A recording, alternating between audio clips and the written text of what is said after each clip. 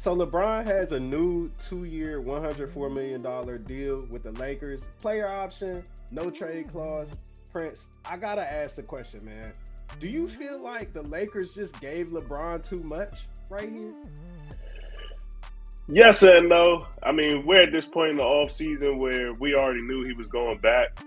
So once you kind of make that decision that you're attaching yourself to LeBron for the future, you kind of have to do this. Like this is the deal that he's going to get.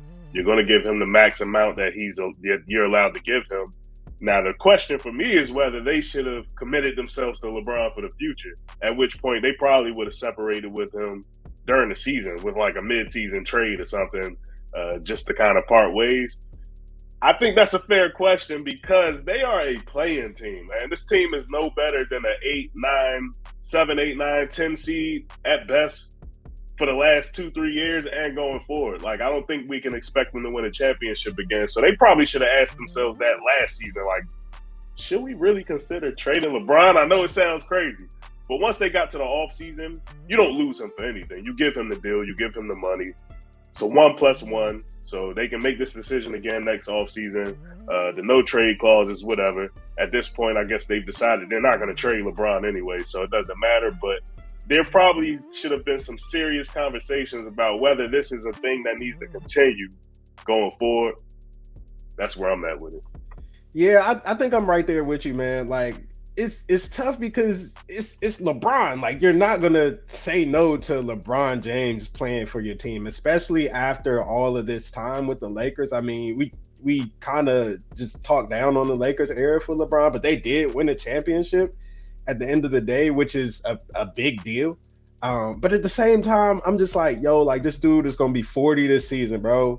Like he gonna be 40 years old. He gonna have a no trade clause. He gonna have a player option. He got so much power over this team right now. This is legitimately the LeBron show. And like you said, this is a playing team. This team ain't good. They pushing up on that second apron. If LeBron don't take a the slightest of slight pay cuts, then this team has no way to improve itself. I just can't really see this being a good thing for the Lakers. And honestly, man, like this get me back into my Brian, please retire bag. Cause like, yo, like, what are we doing? Like, why are we still doing this? We're doing this for a guy who's about to be 40 years old. Like, at a certain point, man, the rope is gonna run out, y'all. Like, LeBron is not gonna be the same LeBron that we're used to, and I'd rather get ahead of that than stay behind it if I'm the Lakers. But it's clear they don't really care that much. Like, I don't know. Do you feel like this is gonna be his last deal, Prince? I don't.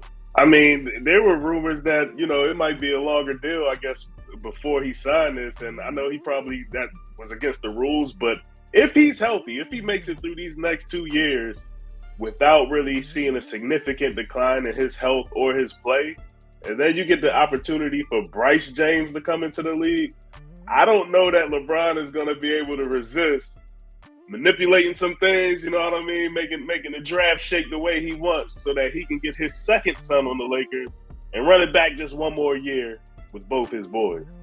Brother, if I have to go through another summer of LeBron angling his son to be a bottom 10 draft pick in the NBA draft, look, I don't know where Bryce gonna wind up.